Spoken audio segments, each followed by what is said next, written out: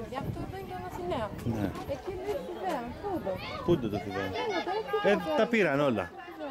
Οι Θηβαίοι ήταν φτωχοί, δεν είχαν καλά νέα τέτοια. Έλα, ανέβα. Έχει βγάλει την φωτογραφία. Πάμε. Μου έχω κάνει μαλακία. Μου λέει πλήρες μνήμη, δεν μπορώ να βγάλω τίποτα. Δεν τις έζησες. Ανεπαρκές μνήμης λέει. Δεν τις Όχι, έζησες. δεν ξέρω τώρα πώς να μπω εκεί μέσα και τώρα λέω κάτσε εδώ πέρα. Βγάλεις εκεί. Απαγορεύεται η άνοδος. Let's do it.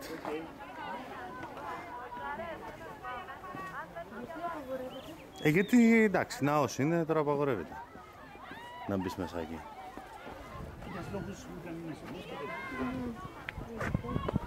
Φαντάσου από εδώ που πατάνε κάθε μέρα τόσους χιλιάδες άνθρωποι.